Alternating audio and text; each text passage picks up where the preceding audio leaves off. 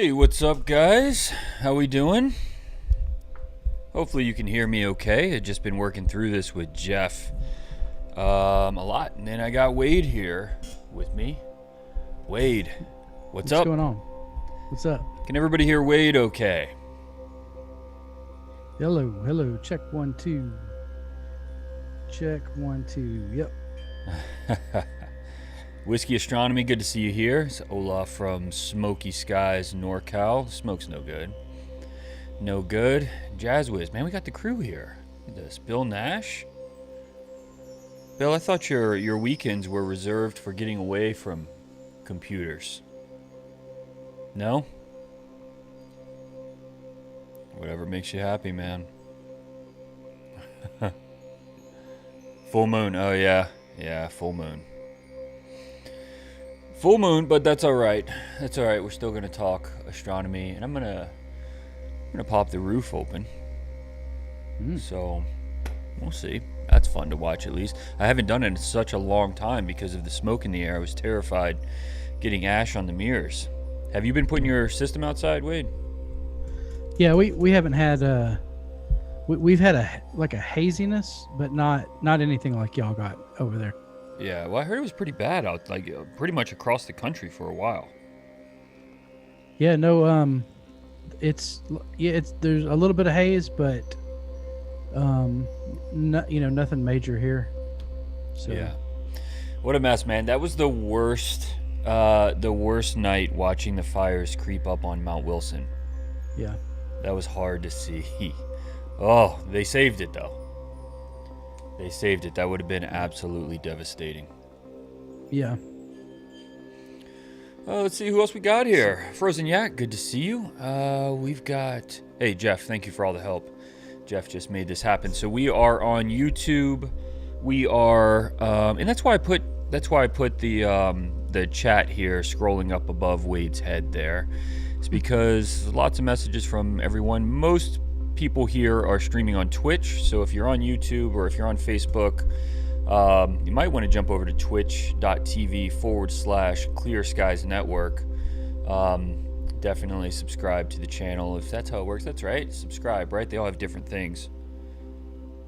What is it? Is that what it is? Subscribe? I don't know. Do the thing where you can see this when it goes live. Do that thing. And then hang out with us on Twitch. That's where most of the chat is happening, as you can tell. The little purple bot thing there. So come hang out with us on Twitch. Plus, it's where we have all the best astronomy programs all the time, every day, every single day. Wade, you do one. Yep. So how would you describe your program on Twitch? What would you describe that as? Crawfish boil? When Mardi Gras season comes around, when Carnival season is here, we'll do something. Okay. No, it's it's really, I call it, astronomy for beginners, right? So, because I don't have, I only have 6 months. What is it now? It's October now. Mm-hmm. So I only have really about 8 months experience doing this. So, that's crazy, man. So when was that moment? Because I was joking, I was giving you a hard time about it yesterday, but you really were. You were on this trajectory where you had images that I'd say were good, but they're good for like somebody that's getting into the hobby. And then you just went like this, and you started having. I remember that M16 shot you did. It was just like, there's no way. There's no way you just like leaped ahead 3 years. Yeah. So what did that? So yeah, I mean, it's so, I say, I give the example of the guitar store a lot, because that's what I'm used to. I'm a musician. I play guitar, and I'm whether I'm good or not, I'm good at faking it. And I learned a lot of tricks from the guys that from the store. I used to hang out in there all the time. I used to, and so much that the owner actually hired me eventually. So,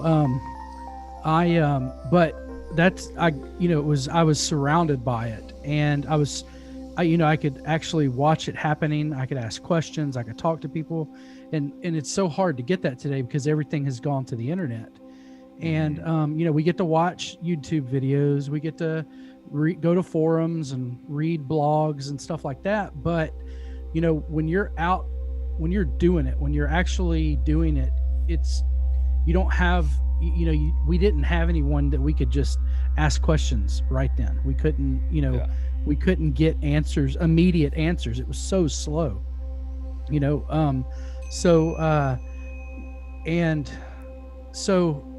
was one day I saw you on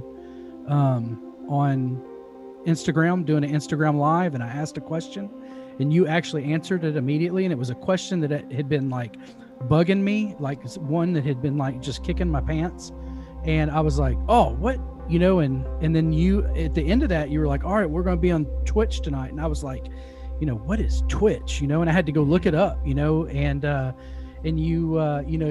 so luckily you said Gibson picks on Twitch. So I caught that part of it. So I went there. I didn't even know how to find people on it, but I found your stream and hopped on there, and you were on, you had a couple of people on with you, and y'all were talking and doing stuff. And I asked questions. Then I got answers back, and that was a lot more, right? Because this chat, we seem to, communicate with each other a lot more than just what Instagram Live did. So, and then, like a couple of days later, you were like, does anyone want a Zoom link? And I was like, heck yeah, I want a Zoom link. And so I got on, and like not knowing anything, right? But I got on so I could ask questions. And so just started doing that, man. And it just started clicking, right? It was like I was back in that guitar store again, hanging out with people, like, talking to the players that were coming in, and, learning the tricks from them and stuff like that. So, that's exactly what it was. And, I'll tell you, I can remember I was imaging the Trifid, and I was getting just this awesome data on the emission nebula, but I couldn't get any blue out of that thing, and I had no clue. And Charles Bonifilia was like, hey man, let me explain why. You're using a filter that's killing that. It's a reflection nebula, so it works a little different. And he explained some stuff with me, and then I went out and I imaged it again using the right equipment, and boom, there it was. And it was just little things like that. But that one was one of the first ones that stood out to me. So yeah, that community is so incredibly valuable in anything. Yeah, you're right. It's not just astronomy, but it's anything that you're trying to dive into at a deeper level. Most people have interest, but I'd say that it's the difference in a casual interest and a passion.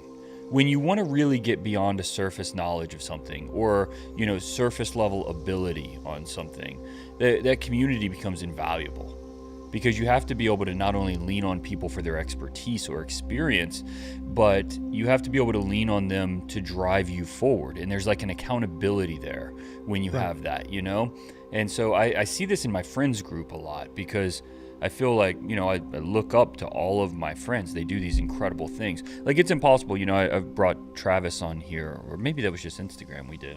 It's all running together anymore.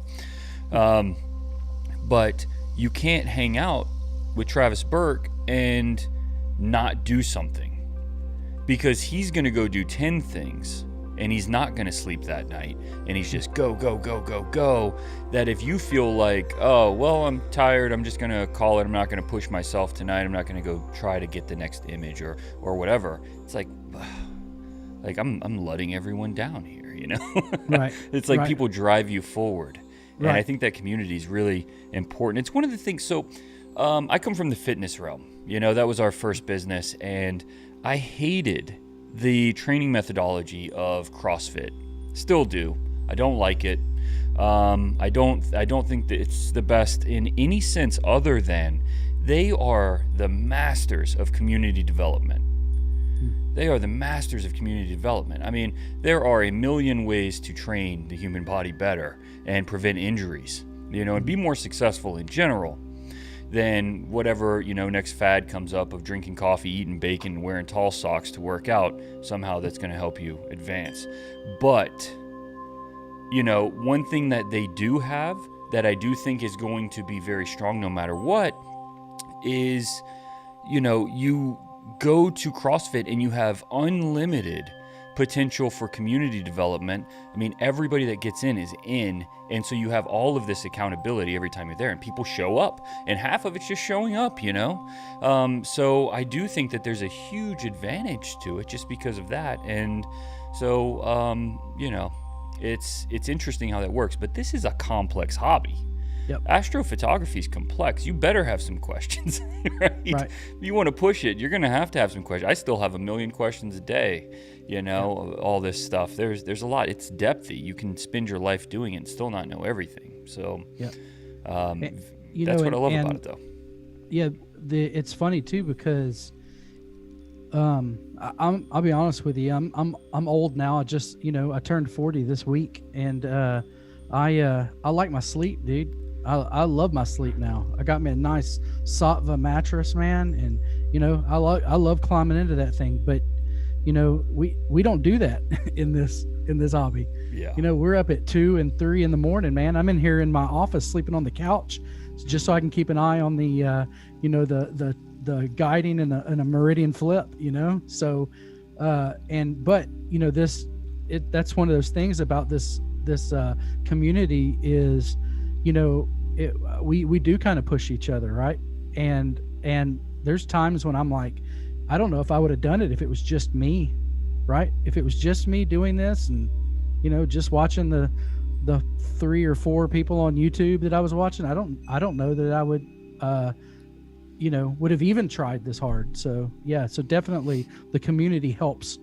And not just that, it's been this, like I said last night, this has been such a great community. Like, I mean, this isn't, we don't, there's a lot of places out there that are just full of mean people, just angry at the world or something. I don't know. And they just want to transfer that to other people. And, we hadn't had that here, and it's been awesome. Yeah, no, absolutely. And I think even when you do get it here, it's such a rare thing that you can almost look at it as a novelty. Like, it's almost a little more exciting when somebody just goes off the deep end. Actually, for instance, let me pull one up. I got one today and I left it intentionally. Normally, like, if somebody says something, if they're a jerk on social media, we really try to promote positivity and just like being a supportive community. So if I see somebody that goes on there, they go out of their way to just troll, always the first thing I do is just delete it. Don't let anybody else see the exposure, like, don't give them any exposure. Don't amplify it. It's like, like I said yesterday, they're very upset. Grandma didn't bring the grilled cheese on time today, and so they're going to take it out on someone, right? But let me pull up this comment that I left today, because it's pretty, like, I don't know, it doesn't happen often, and so I feel like, in this hobby, it's such a great community. It's such a positive and, like, supportive community that people get in, and what you see instead of, like, with traditional photography and a lot of the communities, is very competitive, extremely competitive. But instead in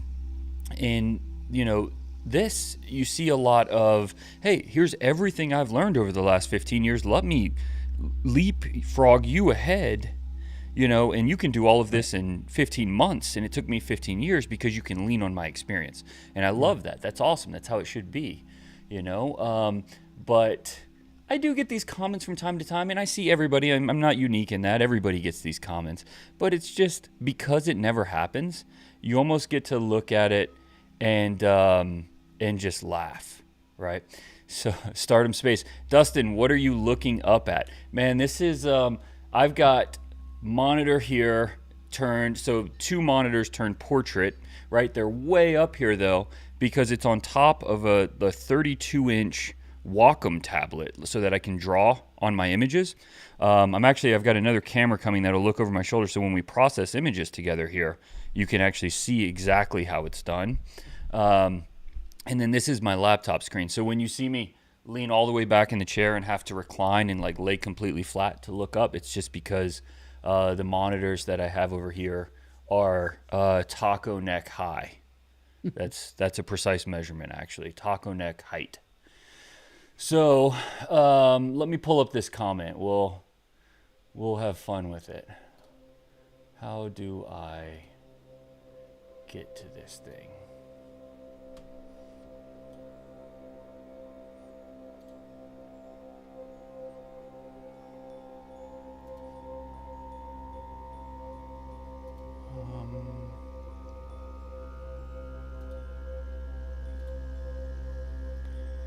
Oh man, does Instagram not let us see comments on the desktop app? Come on, here we go. I can show you guys here. Yeah, you can see it. Really? Yeah. All right. So how do I do it then? If you click on the image, it should be to the right. Oh, I just didn't have the window big enough. Okay. Let's find this thing. Here it is. Check out this comment. Love it. I love it. Let me see if I can make it bigger for you. It might not work. I'll read it to you. So RREZZ_ saw this image, and here is the feedback. So this is what's going to help me move forward, and it's very much appreciated. So he says, wrong colors, clipped shadows, residual processing effects, blurred background. Man, it's now even worth those few megabytes on your computer. Maybe read a bit and learn a bit of processing and upload it again afterwards. Wow. But you know what? He's not wrong. The colors are not correct. The shadows are clipped, right? The background is it's blurred because I used a simple Instagram filter, tilt shift, to do this. And then, it's like, okay. So it's very upsetting to him. And so I just, apologize. Sorry the image upset you, buddy. But it's like I was saying, it's almost a novelty when somebody has something negative to say, because it's like, look, man, this is Instagram. We're trying to get people excited about it. We're trying to put something that, on a thumbnail, when you're scrolling through at 300 posts a second, it's like, oh, whoa, that was a galaxy with a lot of colors in it. Check it out. It's a freaking galaxy, man. But yeah, I promise you, RREZZ. I haven't submitted this to APOD. Yeah, that's what I was gonna say. So I shouldn't submit this to but I am going to submit it to APOD tonight. Yeah. So I will submit this to APOD tonight on stream for Mr. Rez.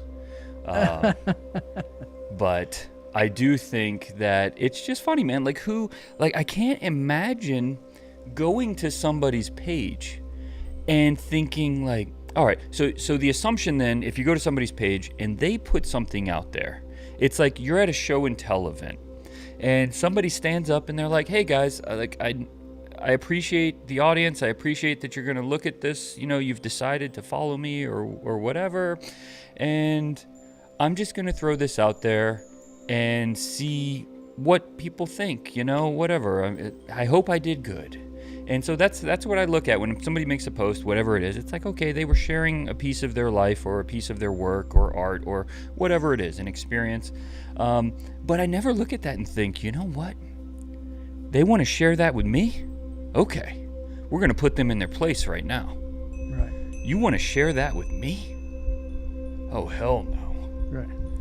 But I mean, I guess some people do, man. That's why I was saying, sometimes the grilled cheese doesn't get delivered on time. And life does not go on for some people. So, yeah. I've got, let me see here.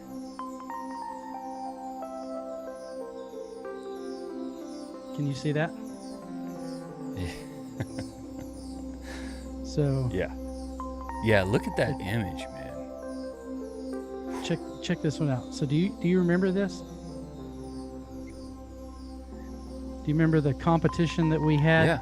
Yeah. And so I did this, so you can see how crunchy this is. Mm-hmm. And see, I called it hashtag Dustin likes it crunchy version. Right. All right. Mm-hmm. So I got hit up in Korean about how bad it was. Yeah. I had to go Google Translate it to find out what he was saying. So he was like, he listed it. That's a list of a few things like, over processed, all this stuff. And so, I went and Google translated, you were correct in Korean and responded to it. You are correct. Yeah. So. And that's awesome, man. I mean, it's just, the thing is, this stuff doesn't bother me. Instagram is a place where I feel like we try to use it as a tool to share the universe. And look, there's this thing that like, it stays with me every day. When I wake up, it's with me. When I go to bed, it's with me. And I'm constantly thinking about this. But it's almost haunting a bit that there's this new perspective that no humans have ever had, because it was never technologically possible until now, till this living generation. And here we are, all of us here in this chat that we know that you can see deeper into the universe, deeper back in time. We can see our history, we can see our future, right? Like, we know where we're going because we know where we came from, and we can look and we can start to get the first glimpses of our own neighborhood and beyond. And this is all of human history, right? That we're the first ones to do that.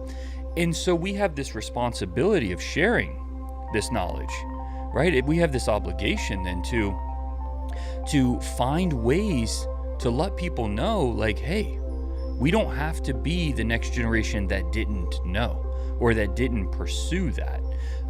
We can be explorers. And with that, we should take the time to do it. And so we try to find avenues and vehicles to make that possible on a larger scale.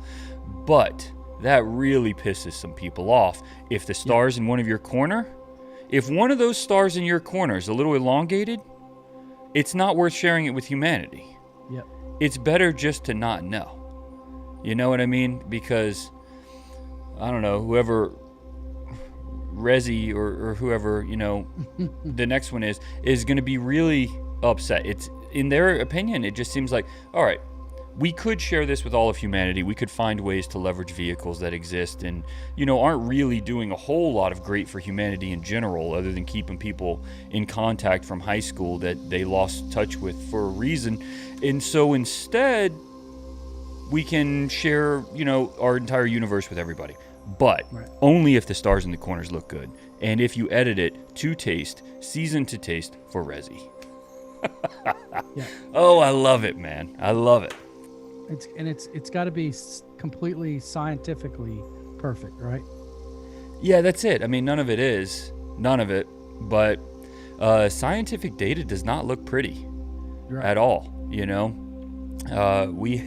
We help a lot of universities with their systems and in learning to use their equipment. And so as they start to get their data, we look at it, and what they get excited about, I'm like, ooh, that's ugly data. But the science, in science, you don't care.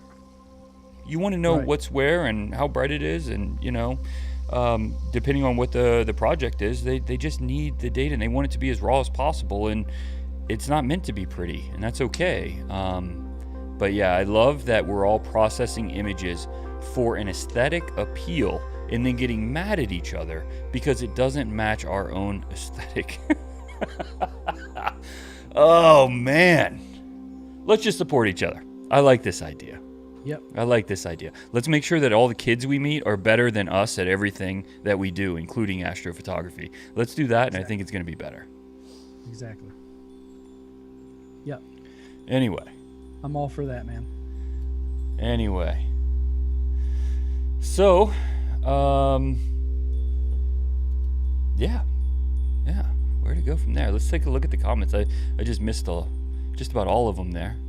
Vanilla Moon, they shouldn't see any of my images then. Yeah. Yeah. And that's the funny thing is when people comment like on this image right here. This is a funny one, and I can't help but laugh when I get comments about it, because people will send me messages, direct messages on this, and be like, uh, did you know that your colors aren't accurate? Yeah, right. I'm like, really? No, I swear, man, I took this with my iPhone.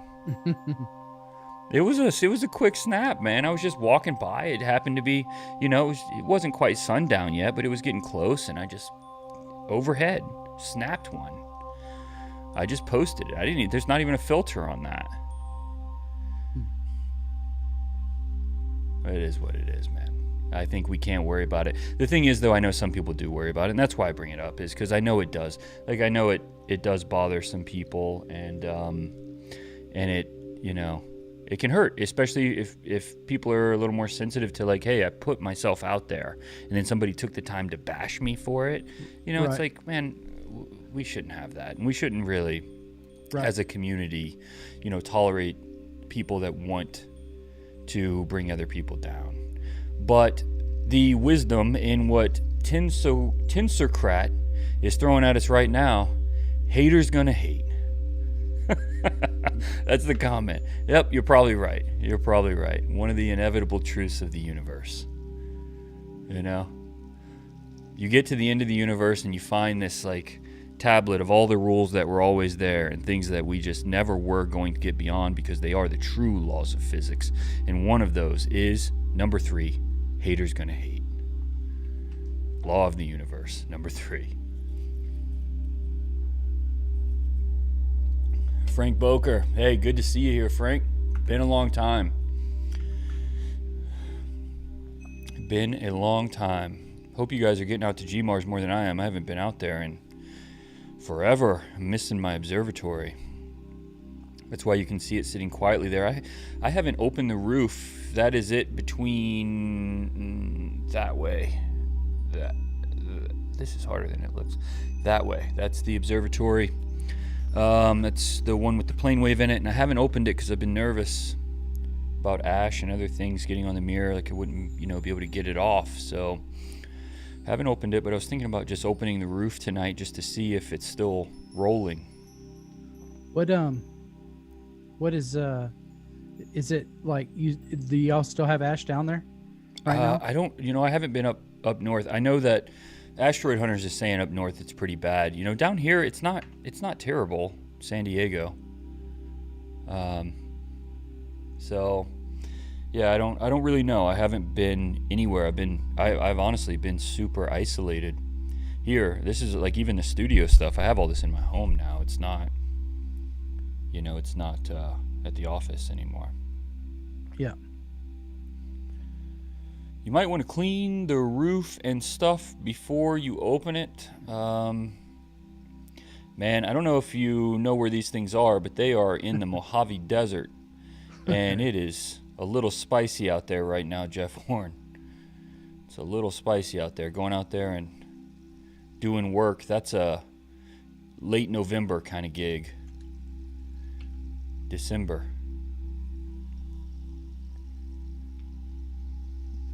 Jazzwish, just go for it. Yep. Yeah, so last night was fun. That was a fun stream. We got to test Facebook. At least we had it on the on my personal Facebook channel. We couldn't get it on the other one yet, but I believe we're actually streaming to it now for the first time.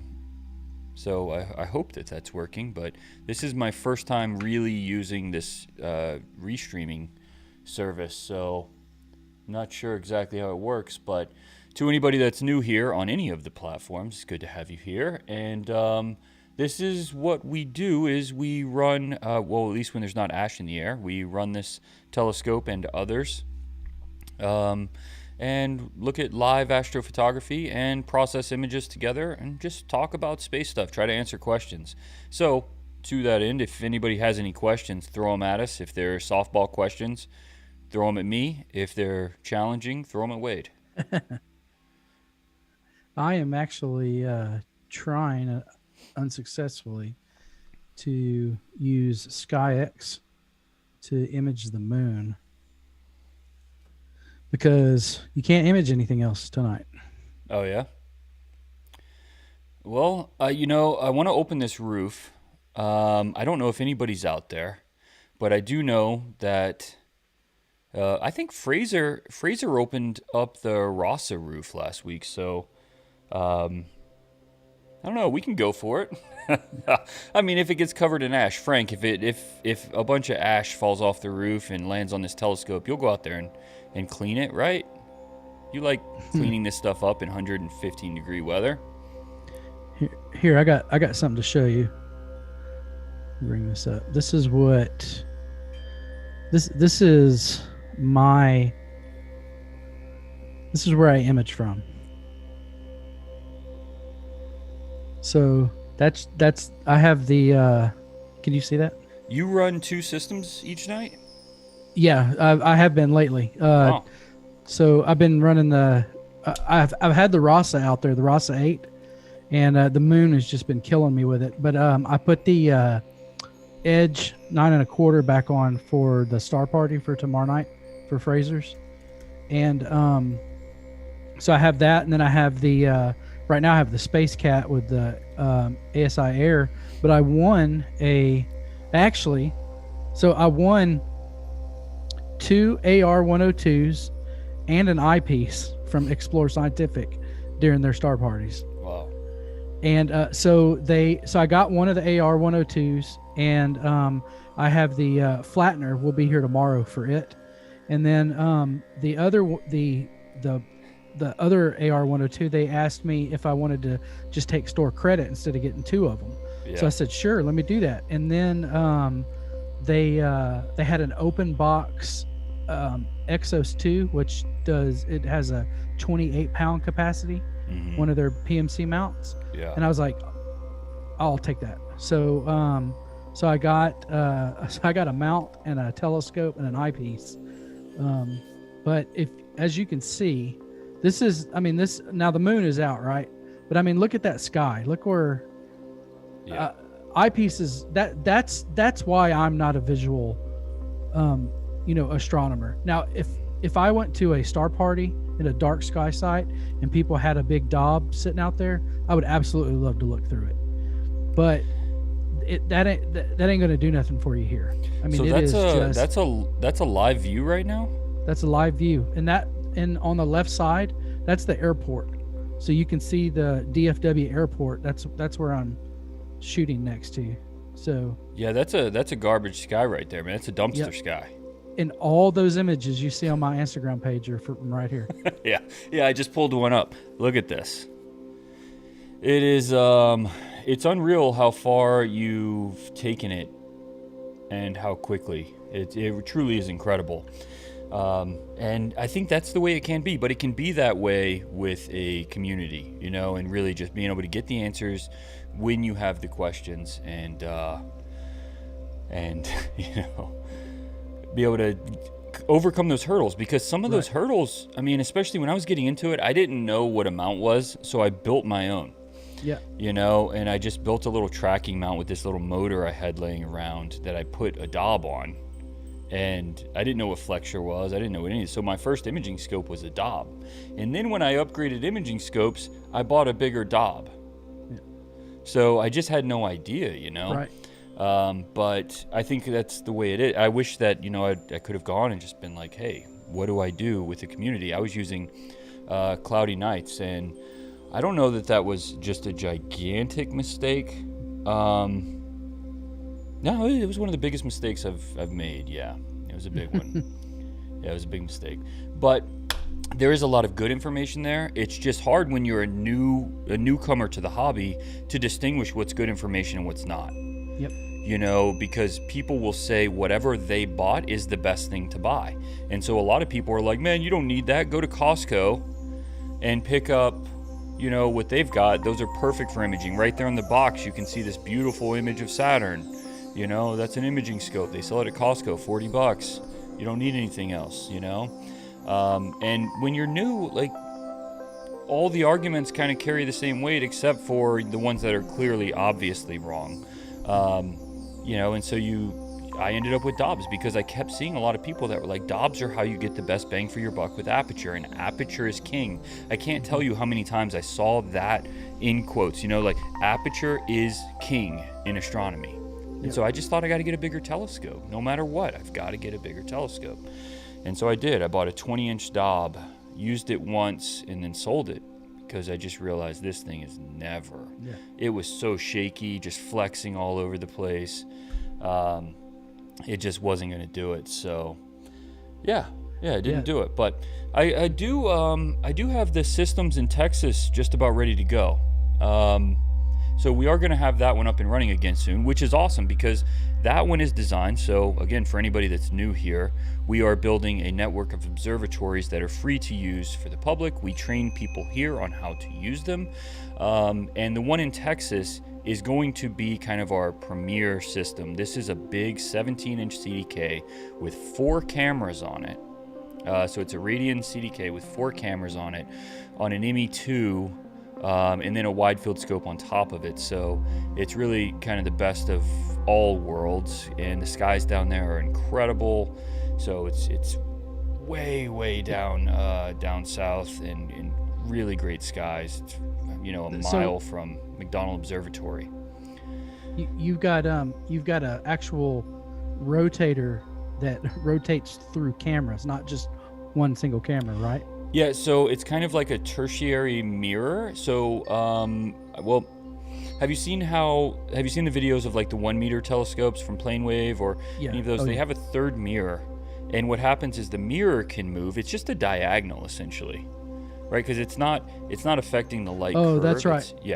And so it just kicks the light out one side, and then you can move that diagonal to then bounce the light out another side, just keep moving it. So it can send the light to 4 different cameras. Optech makes it. I think it's called the Perseus. But when you have something like a CDK, it really makes a lot of sense to have because you get essentially 4 systems in one. Then you can have a monochrome chip, color chip, planetary, and then even, like a grading system or whatever you want on there. So it's pretty cool. Yeah, that's awesome. Yeah. So that's what's going out there, and that one will be completely free for everyone to use. These are the telescopes that are out in landers are our personal observatories, and these are really the test bed for this project. Before we built 60 plus observatories, it was like, well, let's make sure we run into all the kinks first. And you know what? It was the best decision ever because we have had so many failures out of these, and these are simple. I mean, we can drive 2.5 hours and get to these. What if we just started in Australia? I mean, we would have never got off the ground, So it's been really, really good to get these out there. But we think that we're pretty close. We weren't able to settle on the guiding in SkyX, so we switched the guiding to PhD. And now even that is working really well. So we think we're there, man. We think that these are going to do extremely well for people. And it's all set up for Dropbox, so you get your data immediately. That's really cool. It's cool stuff. So, PhD, huh? PhD 2, correct.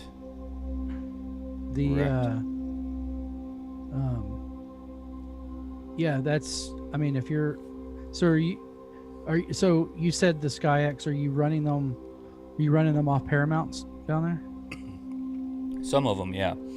Okay. Yeah, some of them are Paramounts. We have one L350 that we're going to be putting down there. That's a PlaneWave mount. And then I've got a Hobel mount that I'm going to be using out there as well. But I'm going to do the testing on that one here in Carlsbad before I put it out there. Okay. Just because it's new, and anything that's new, we want to really make sure that we're not sending it a couple thousand miles away before. But I was looking at Chile today. Chile was going to be a few years down the road. We were going to do Australia first, but I was talking to some people about Chile today, and we might just make that one happen. It might actually be the next one we do. Go ahead and get the southern skies and get out there to the Atacama. Yeah, that's awesome. Yeah, so exciting stuff. I should say too, if anybody wants a link to join Wade and I here, just chatting tonight, talking about this stuff since we can't do imaging because of the ash and smoke in the sky. Then, huge moon. Yeah. Let's see. I do have a couple things coming up. Maybe I'll be able to grab here in a minute. Let me see. Let me turn my. But I don't know. Pleiades and California are coming up, but I don't know if I'll be able to grab them or not. Jazzwiz, you want to link? So you've got Pleiades and the California Nebula. So you want to kind of explain your process in Narrowband? I think a lot of people here get it, but I'm sure there are a lot of people, especially since now we're on YouTube and Facebook as well, that haven't spent time imaging in Narrowband. So you want to kind of explain the difference? Yeah, sure. Narrowband is just selecting. It's taking a light. Would you call it a frequency? Would that be the right term for that? When you're talking about band passes, so different wavelengths. So yeah, you can wavelength. That's what I was looking for. Yeah. Okay. So you take a so you've got different wavelengths and that pick up on specific gases, and so really the three most prevalent gases that we can see are hydrogen, which is the most prevalent in space. Then you have sulfur and you have oxygen out there. And so NASA, when they were looking at this stuff from a scientific point of view, when we shoot it with one-shot color, the here, hold on, there's might be some. There we go. Sorry. When we shoot it with one-shot color, red, the sulfur and the hydrogen, they bleed together. You can't really determine the difference between those. We can't see the layers when we're shooting with one-shot color. So what NASA did is they came up and they split these wavelengths off into their narrowband pass, and they image each one of them for a certain amount of time. And then when they bring them back in, when they bring them together, they stack them and everything, and they combine them. They assign they assign red to sulfur because sulfur needs a little extra, help because it's not nearly as prevalent as hydrogen. But they assign green to hydrogen and then blue to oxygen. And what that does is when you combine those color channels, you can see the layers of the different gases. So scientifically now we can see the gases in our images, and that's why we do the Hubble. That's what they chose, that SHO, and that's what a lot of people do. Not everybody does that, and you don't have to do that, but that's what a lot of people do, is the SHO from that. And so that's a scientific way to look at things. So the color might not be right, but it's a scientific way that we do it. And but it's so pleasing to the eye to see that. I mean, when that Pillars of Creation Hubble image popped up, that's one of those images, right, that was kind of one of the jaw droppers, right? Yeah, kind it's of iconic. Right, like the pale blue dot image, looking back, at the Earth. That one of those, that was that type of image. And so that's what we're doing, and we're using filters to do this. And you can that wavelength, you can get it really, really fine and cut out light pollution with it. So that's another benefit of doing narrowband, is that you can cut out a ton of the light pollution around that and just show the light from that specific that specific gas, the color of that gas.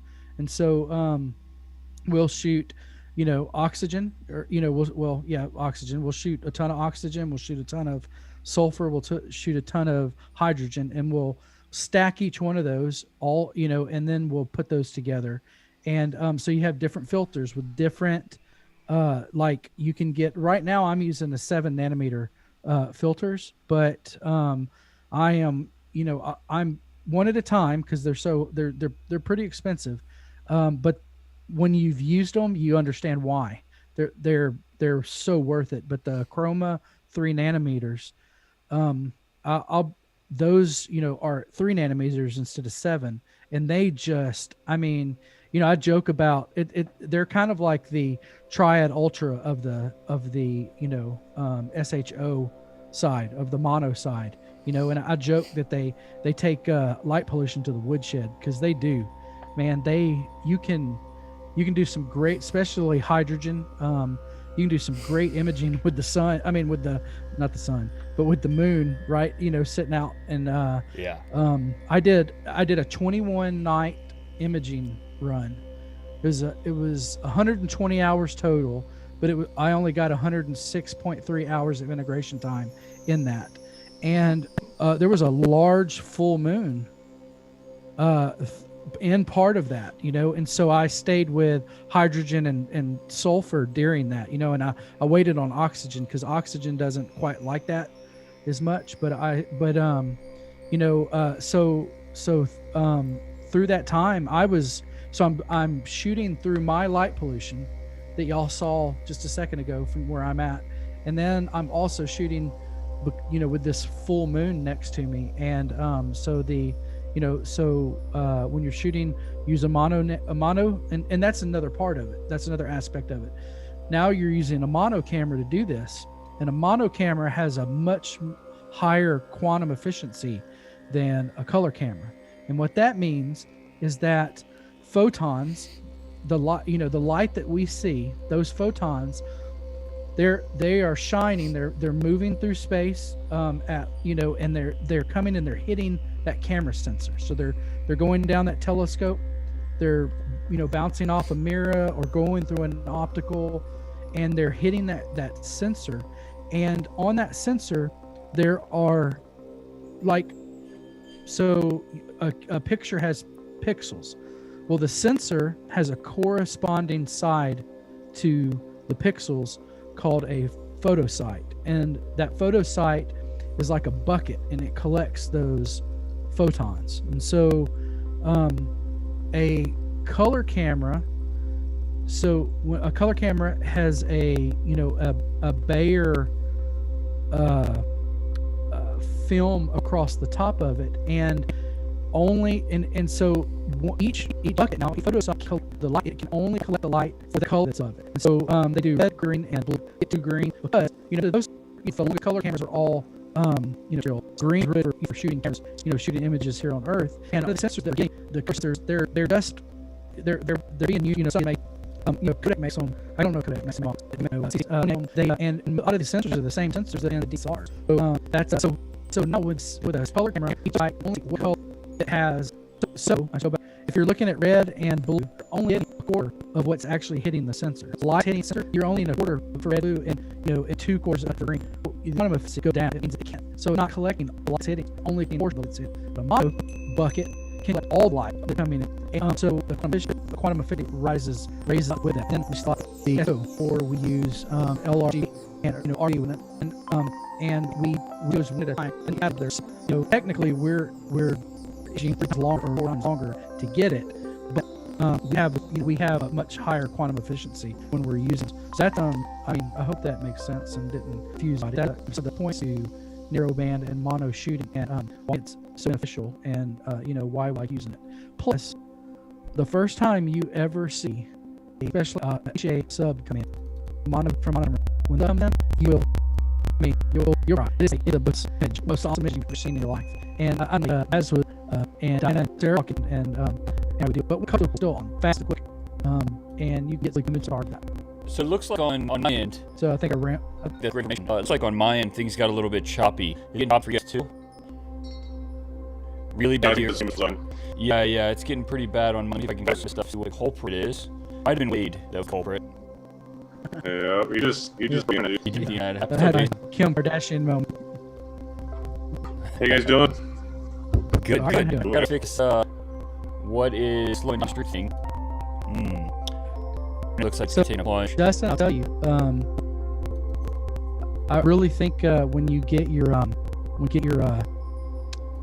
street computer set, Yeah. that's going to fix a lot of this.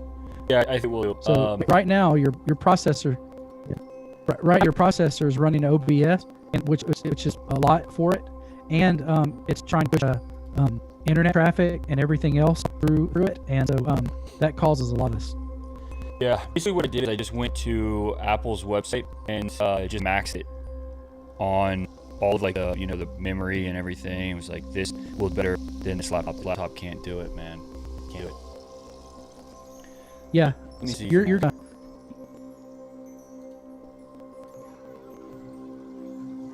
I got you, Dustin. Why in the hell is Wade not work for you? He will be. He doesn't know it yet. Serious, man. The amount of knowledge, that the stuff that he knows within 7-8 months is just blowing my mind, man. Yeah, What's funny though is every time I try. Yeah, but